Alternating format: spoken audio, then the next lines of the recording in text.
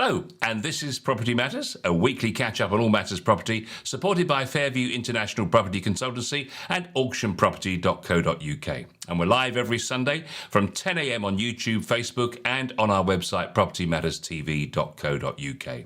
And if you're watching on our website, we'd love it if you'd hit the Google review button and give us a review whenever you're next on the site. Please also get involved by giving us your comments in the comments section. And if you'd like to email, it's hello@propertymatterstv.co.uk.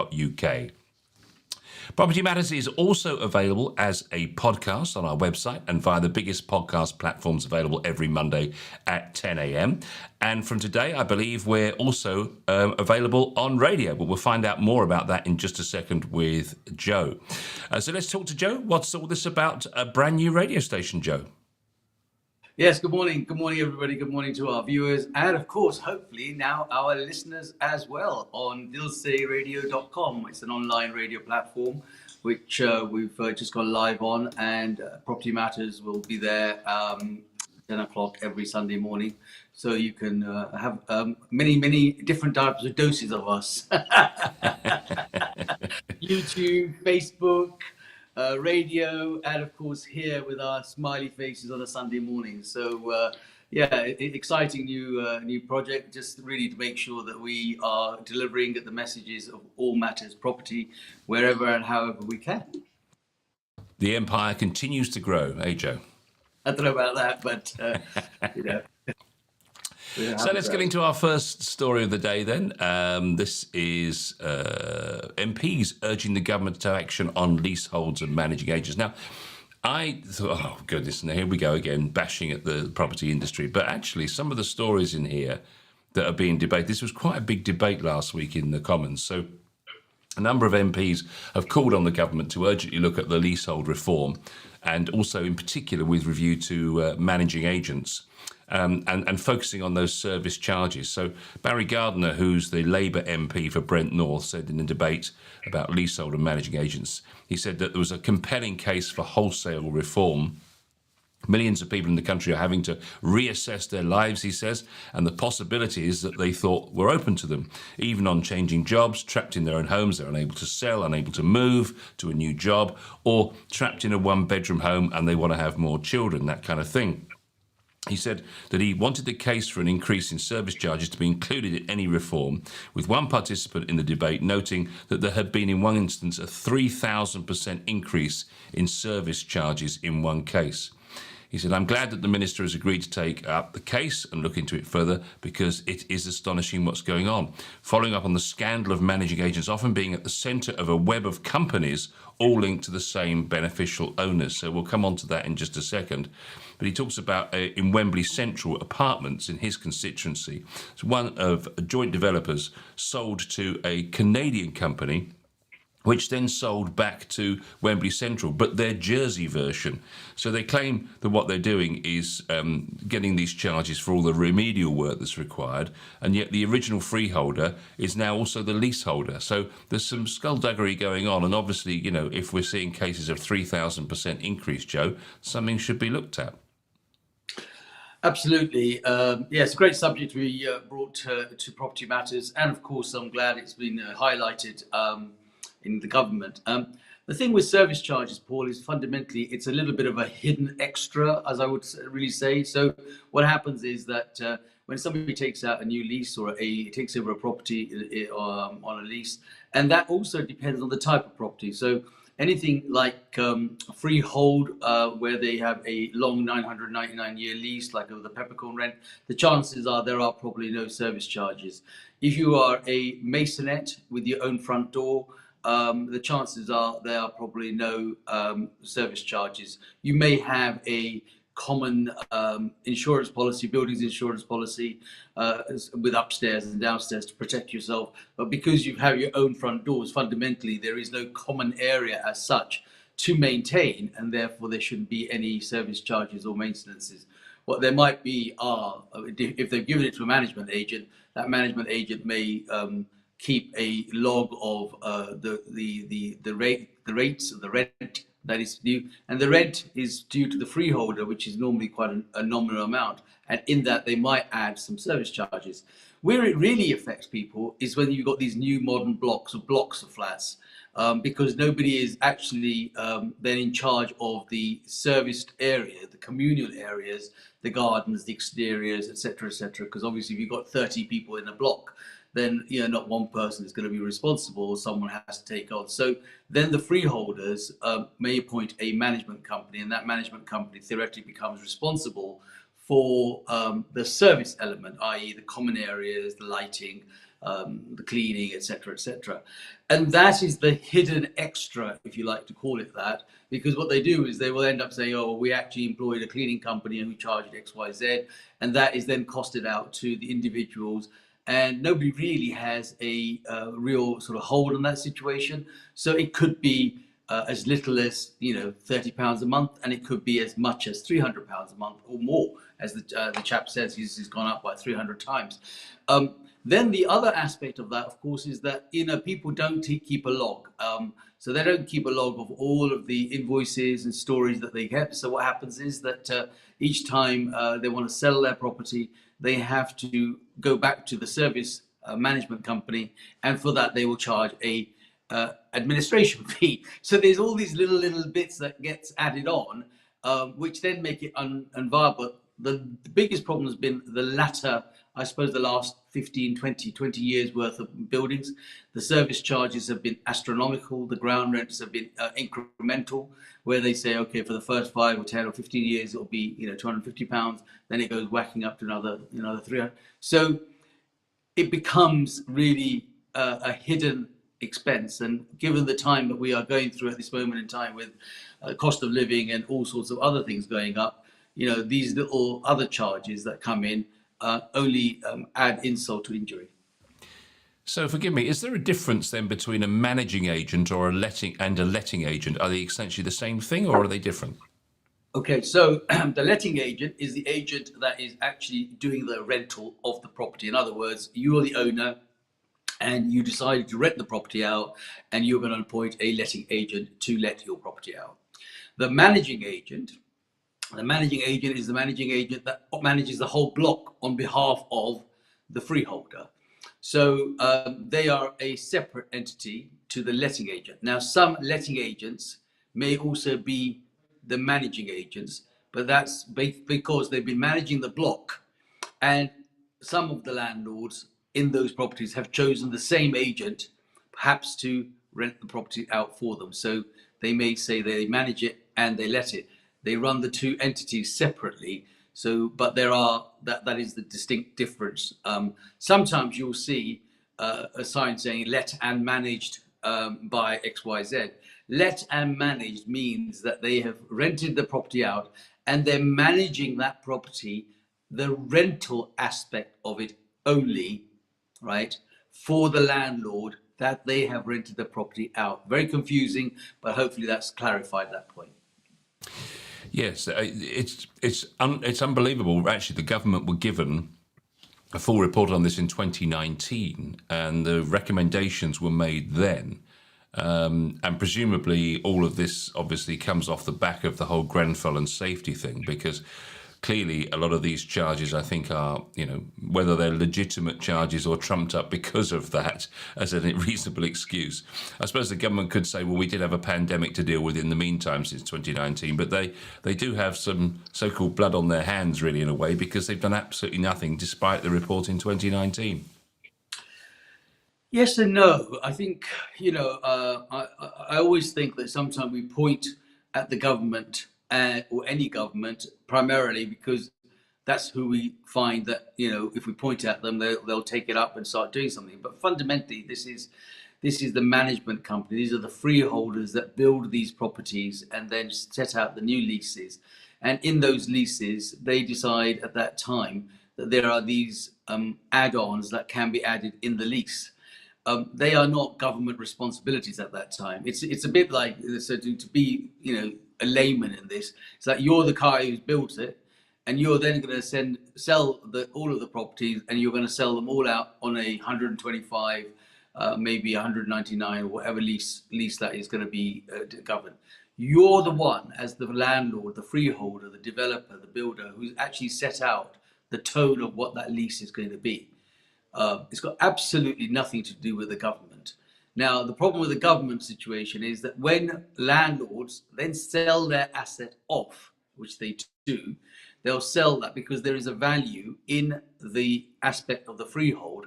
It's a bit like the man from the Prue situation, and obviously insurance companies are now people that tend to look at these things. It's a drip drip process. So for the next 99, 125 years or 999, whatever they're going to get this drip drip feed of 20, 30, 40, 50, 300 pounds a month coming in from the people that have taken the lease in the first place.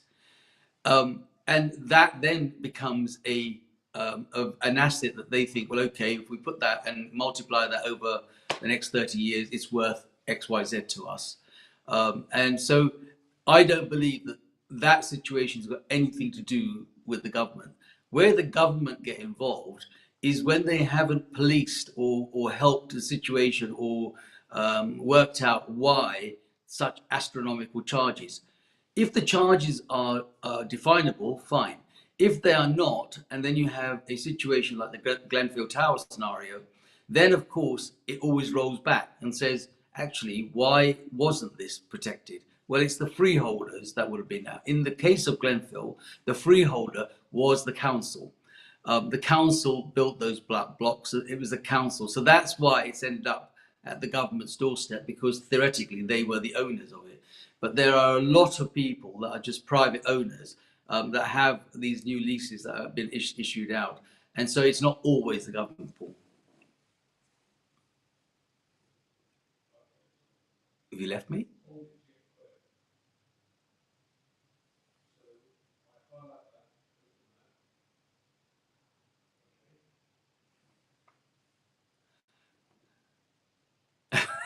And actually, in the end, I think I thought they. you left me, but he's gone. He's deserted me. Hey, listen, I'm not a woman. I can't do two things at once. I'm trying to talk, and I'm also trying to do all the knobs and switches. In case you didn't realise. No. Yeah, so they're basically saying that the gap is long overdue now. But I think there was a case at the time where the managing agents were saying, "Well, look, just leave it to us. We'll police it ourselves." The usual thing. I remember back in the days of the whole press complaints and all the rest of it. No, we'll manage ourselves. Of course, it never ever is tough enough. There's never enough teeth in what they do because they don't want to be held to too much account, I guess. And that's human nature, perhaps in many cases. But here, it's definitely the case that there's some pretty strong words here. The government's failure to act on recommendations has had very real consequences. The burdens that homeowners have long laboured under because of this dysfunction of the property agent market and inherent flaws in the leasehold system have become more acute over recent years as the result of building safety crises and surging inflation. Many people, many leaseholders are on the brink of financial ruin, said Mr. Pennycook. So it's fairly strong stuff. And I think that from what I'm reading here, the sense seems to be a sense that actually, do you know what? Yeah, we better get on with this. Yes, I think, like I said, the distinction is between what is owned by the government or the housing association or social housing availability. Those are the ones that obviously, go back and fall back into the government's section because theoretically they are state-owned, inverted comma, properties in some shape or form. And if it's a housing association which has been funded by government funding, theoretically it's the government that does it. What I'm saying is, to be clearly distinctive, is that there are blocks that are built by and held as freehold by private developers. For example, take one of the larger, I don't know, take Bovis Homes for argument's sake, or something like that. They might have built a whole estate, and in that estate, they've got several blocks which they have now sold off, and they are perhaps the freeholders. So, as big developers, obligation falls on their shoulders to make sure that they maintain. Equally, just like big developers, there are what we call just ordinary developers who may have built block and so forth. So there is a lot of things that go on in the freehold leasehold aspect, and there's no question that they need to address that issue and make it tidier, perhaps a bit more simpler. Yeah, Mr. Gove has said this week that he will introduce leasehold reform in the next parliamentary session. So I suppose for those that are on the brink of ruin at the moment, that's not particularly good news. That's a good few years away, perhaps, but at least something's going to be happening about it, I guess. Yes, I mean it's a case of they've brought it there. Glenville actually highlighted that situation. Gove is obviously going to go and do his bit. It will take a bit of time, and in the meantime, there are a lot of people that are stuck in that scenario for a number of reasons. One is perhaps they've now got a short lease, and they've got to go back to the freeholder and negotiate that lease, and that could be quite a lot of money. So that means that sometimes people can't afford to do that. They are then having to sell perhaps at a lower price so that somebody else can buy it. There are people that have got mortgages on those properties and now can't sell primarily because the lease is too short. So there's all sorts of barrage of reasons why people are stuck in these scenarios, especially if they want to have a growing family and they're in a one-bedroom property and the next thing they want to do is go to 2 or 3 bedroom houses and they just simply can't make that shift.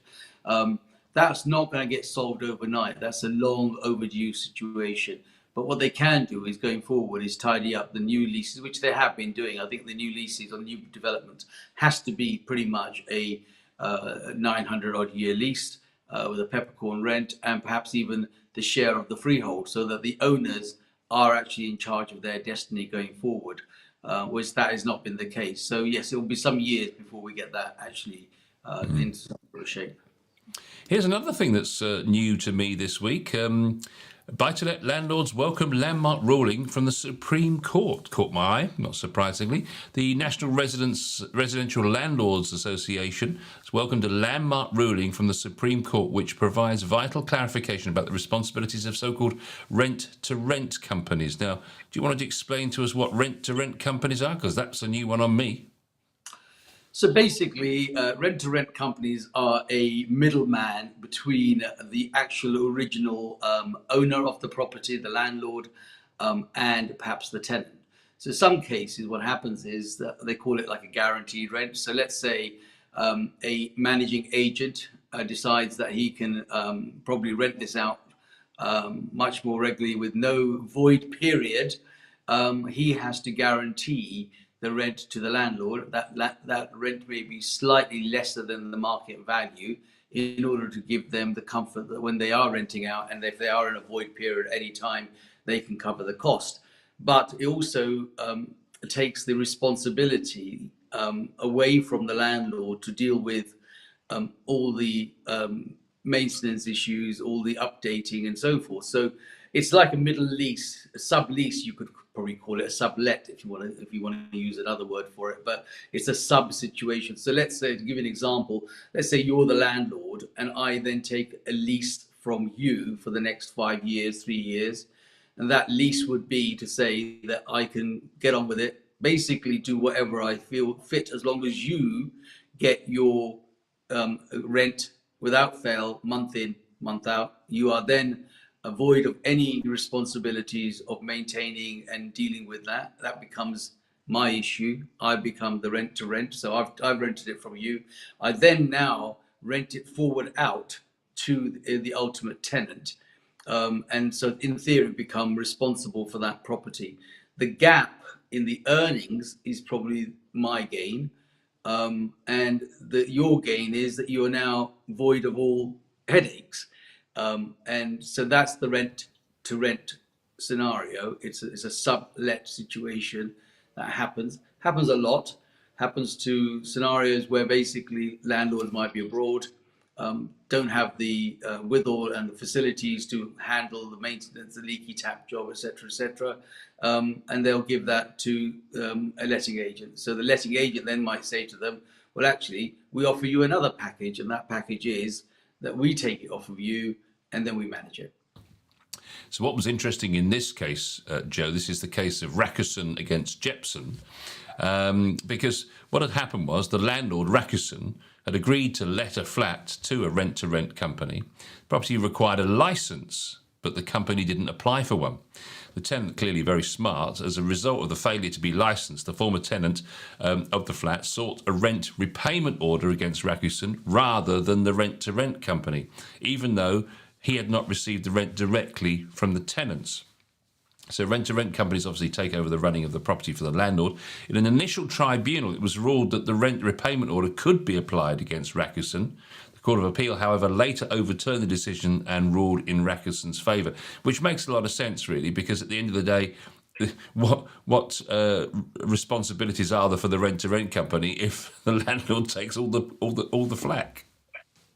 Absolutely, and I think that is a very clear landmark ruling that has happened. I suppose there was a bit of a loophole here, and that loophole has been closed. And the reality is that if the rent-to-rent agent or the person is getting the benefit of the income, they should also have to deal with all of the things, and that's really what they do promise. If you were a landlord and you took a guaranteed rent, what you're saying is, here I am signing my property at a given guaranteed rent to me, but no headaches, which means that the agent should have taken all the precautions correctly. If it's a multiple occupancy or a housing for multiple occupancy or any other form of letting that they were doing, they would and should have applied for the appropriate licenses from the council in order to make sure, and then of course made sure that the building was up to standard to comply with those particular things. And that normally means quite a lot of investment.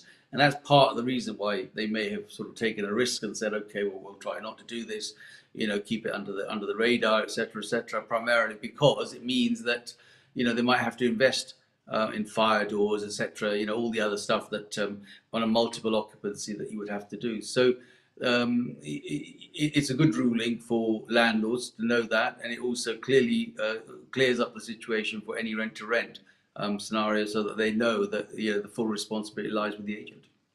Yeah, I mean, it does seem strange, doesn't it, that actually, the rent-to-rent company would have put a contract together with the tenant, which is a legal document. They would have charged the rent they wanted to charge. They actually paid the money to the rent-to-rent company, so there was no existing contract as such between the owner and the tenant. So how can they just walk away from the legal documentation?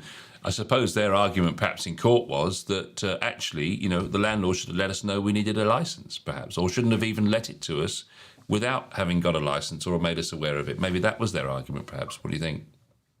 Yes, I mean, of course, they were looking for a loophole, weren't they, in all honesty, as to how this was going to be. But the reality is that it should be a fairly clear cut that if you take the responsibility from the landlord, then the agent should have taken that on board and said, I'll apply for the license. They didn't apply for the license.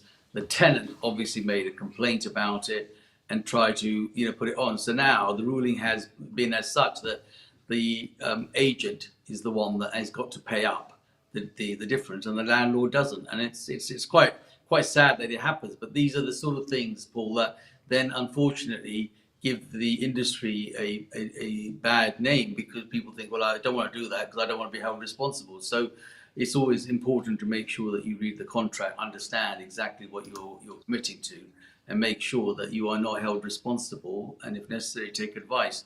I mean, if you start taking advice, the chances are you're probably going to be there forever, and probably the rental market will be missed and so forth, because, it could take some time for each person to get their opinion. But, my advice would be to make sure you read the contract, make sure you are protected before you actually sign it. And that way you've got the scenario covered. And it won't have these issues, but certainly a positive ruling by the High Court. Yeah, it's some interesting comments from professionals in the industry. I mean, obviously broadly agreeing with us as well. Rent to rent is causing significant consumer losses, and the rent to renter can just walk away if the agreement fails. I've heard of many instances, says one, of deposits not being protected and being kept by the rent to renter at the end of the tenancy, tenants being charged a fee for taking the room in the first place, and most commonly the rent to renter holding on to the rent and not passing it on to the landlord and then just disappearing. I've also heard of a bizarre business model where the rent-to-renter sources a suitable property and charges an investor a fee for the deal, and also gets the investor to refurb the property in return for a share of the rent-to-rent margin. This is very dangerous to the investor, as they are paying for the refurb of a property they don't own and start out in a negative cash flow position, which they may never regain. That sounds pretty sharp practice to me.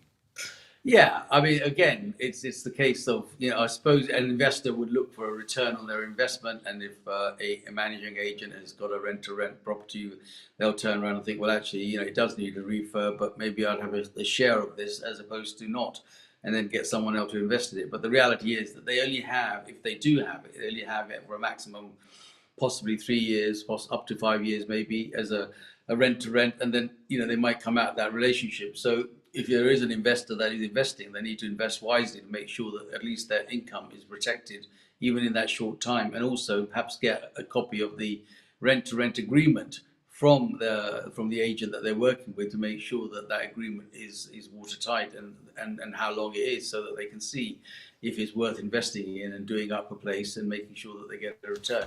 But yeah, these are all scenarios that unfortunately do happen, and there's always going to be a reason why they come to the forefront. But that's why we're here. It's interesting that comments here about rent to renters appear to emanate from some of these property training courses, these get rich quick in property, where they're sold a dream of not needing any money to get involved in property, which everyone knows is a fallacy.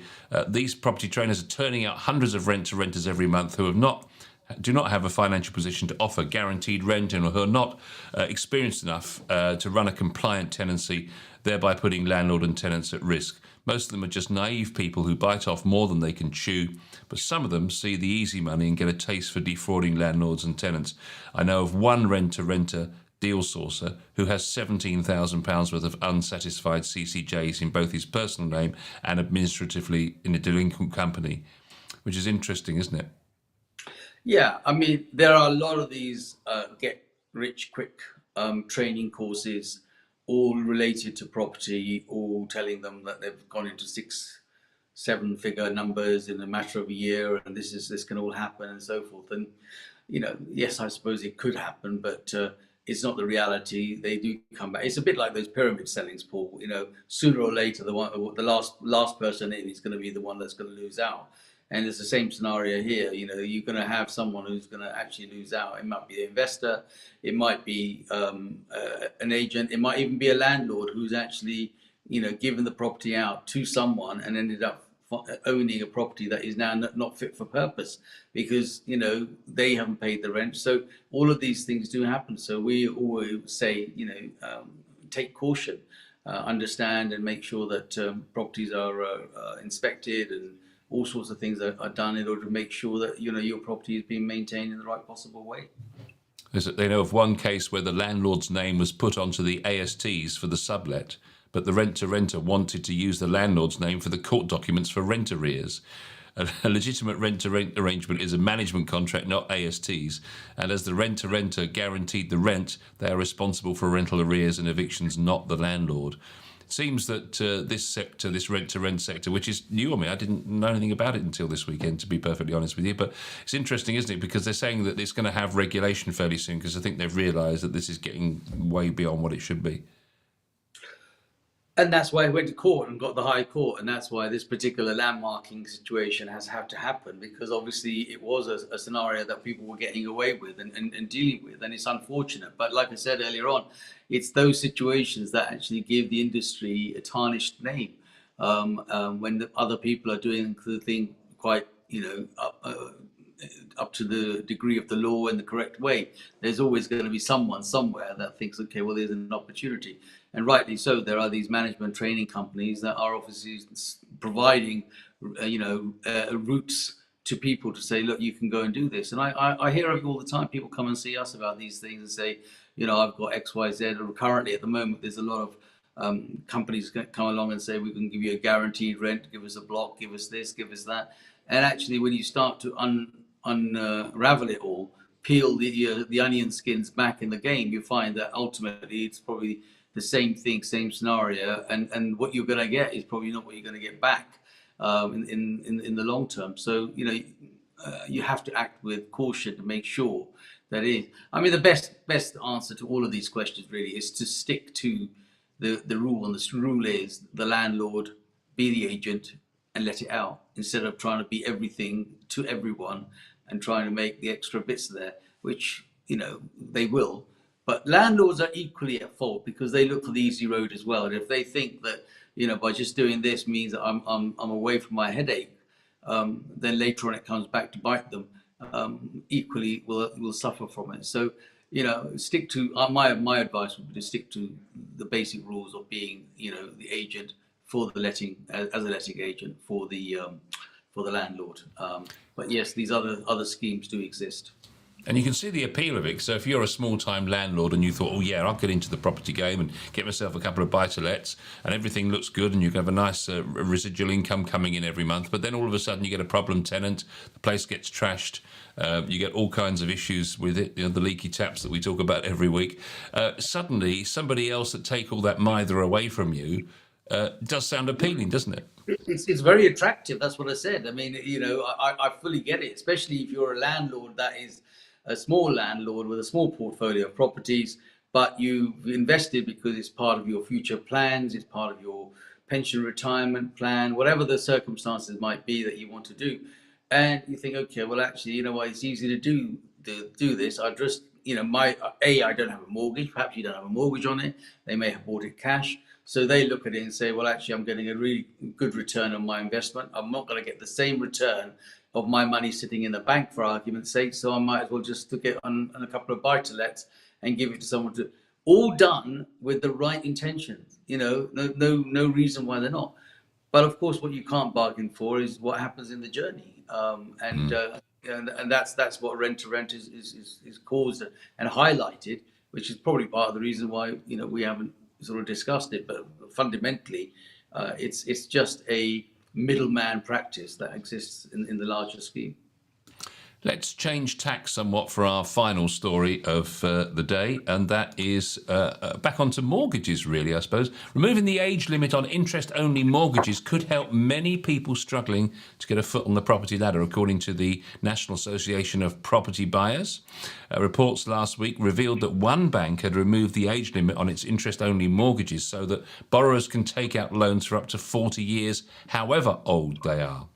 While this led to many commentators predicting a surge in people looking to benefit from forever mortgages, they said, the organisation NAPB say that giving homeowners more options when it comes to what they do with their money and property is never a bad thing. Well, interesting. And it does feel a little bit like we're going back to the days of the endowment mortgage, somewhat.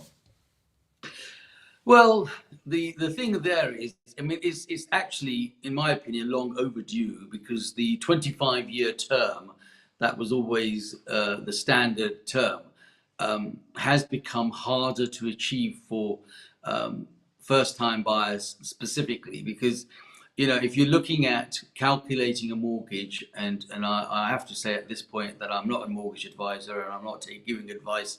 It's just a general opinion that I'm going to state here. But if you're going to calculate a mortgage based on all your costs, for example, let's say your household bills, your cost of your car, and etc., all those things, and then the lender says to you that you can't actually do this mortgage because your outgoings are far in excess of whatever, or your income, and so subsequently but if that time was expanded from 25 to maybe 40 years or 50 years, the chances are that affordability becomes a little bit more affordable for them, and that gives them the chance to step onto the first run of the property ladder. So and the way things are currently, I would think that this is a really welcome situation on an interest-only basis or on a repayment basis. It doesn't really matter, as long as it gives them a chance to step on the first run of the property ladder. I think that's the key. And people are, of course, we know people are living for much longer periods. The way of life is much different, and we've gone through all sorts of changes over the last 3-4 years, let alone the last 10-15 years. Just since the pandemic, the whole way of living has changed. And so therefore, people would want the opportunity to have a mortgage perhaps over longer. If you're younger, it might be that the younger age people are allowed to have the longer period, so that it gives them that chance. It might be that the older people might be only getting a 25-year, but then they may have equity from another sale that they already had. They might be already in the property market. So horses for courses, I would think, is probably the right way. They were saying that older owners often feel particularly property rich and cash poor. And the recent rises in home values, of course, has done nothing to dissuade that in any way. And it's brought the fact that they've got all this equity in the property into sharper focus. In the right circumstances, owners might wish to mortgage to help a loved one on the property ladder, for example, the bank of mum and dad, or carry out expensive repairs or extensions or improvements on the property. Or they might just want to go on a dream holiday, for example. But there is a concern, they say, that in the wider market, that money extracted will often be used to invest in buy-to-lets or help an offspring to buy, further inflating the prices of property, of course. It seems like property can only ever increase in value, and a generation has never seen anything but this situation. But injecting more and more liquidity into property may just make any future correction just a bit more painful. It is interesting, isn't it, that actually the money could be used for maybe, where a problem with a buy-to-let or something, or just overstretching effectively. Yeah, I think that there's going to be a lot of scenarios one could look at, but the reality of it is that, this is not a losing situation for banks either, Paul. I mean, you can imagine having a 40-year interest only, so you're whacking the interest for 40 years as opposed to 25. They're not on a losing wicket, they're on a winning wicket. If you look at the statistics we brought in, some weeks back, when you brought in and suggested that, for the last, 50 years, I think the reverse gear may have only happened 5 times. It's not a bad risk factor when you think from an investment. Like if you had a 40-year, 50-year mortgage, and in that period you might have gone back five times, but found that it's actually gone up, way more than what you've actually gone back in. So it's a good investment. And we are in the United Kingdom. The United Kingdom is a place where people like to own and buy. That's the ultimate wish and the dream for everybody that wants to have their own home rather than rent. They would like to buy it, and I think longer period of mortgages is good news if that can come, especially in the current climate. It's a bit like the 100% mortgages. They will come back because that's the only thing that will actually kickstart the property market again and give the opportunity for the first-time buyers to be able to get onto the first run of the property ladder. The figures are quite staggering, actually. Last year, a record £6.2 billion was borrowed through equity release. More than 93,000 homeowners aged over 55 used it as a way to release money from their property without having to move. And when you look at it like that, I mean, you're going to probably pay a significant fee to get the money out of there. But then you look at the cost of moving. Well, yes, balance out. Yeah, I've had that discussion many a times now, especially recently, about the cost of moving and why, so especially with downsizers. So somebody says to me, I've got a big property, I want to downsize, and then I want to, go and buy X, Y, Z. The reality is that they could probably pay a fee and actually release the equity and have the money to enjoy, or they could actually release that money and, buy another property perhaps, and continue to maintain or rent the one that they've got so that it brings in a further income. There's a lot of scenarios, and I think people have got to sort of take that on board. And your investment, your property is your best investment you're going to make. So sometimes it's very important to understand. But the cost of moving is astronomical as well, and that obviously includes stamp duty, agency fees, etc. So they're all monies that are going to go out. And then you've got to take that off the bottom line. So it is important, especially if you are property rich, equity rich and cash poor. You might want to release that money, but it might be that it does make sense for you to release it and use it. But the thing about using it is using it wisely. Otherwise, it's probably best stuck in the property. It sounds like you're saying really that, moving should be your last resort, really. Look at every option before you, unless of course you have to move for a job or something or relocation or whatever. But, if you've got the choices, then moving is one of the last things on the list. Certainly at a time of life that I think makes the difference. It's very important. I've had many discussions where, people say, okay, I'm going to do. I suppose that what I'm trying to say here really is that if you come to a retirement age, there are many things that you must take into consideration. And I've found in all the years that I've been in this, that come to retirement age, people do want to sell up, move out, and they move out to an area that they don't know. They think that they want to go to the coast and enjoy the seaside and all that kind of other stuff. But there's a whole bunch of things that they need to take into consideration. I've also had when people have done that and rung me back 2, 3, 4, 5 months later and said, we made a mistake, and therefore we want to go back, or we now need to move back closer to our children. Something has happened with the family, the structure, and it means that we need the support of the family, and we are now 200 miles away, and that can't happen. So there's a lot of things that I always suggest that people should just take stock and decide before they do. Not that I don't want them to sell, because then I might as well be out of business and just open a consultancy. But the reality of it is that you try and give sound and good advice in order for them to make the right informed decision that somebody could do. But I don't want them not to sell, because then I'd just be here chatting to you lot and nothing else.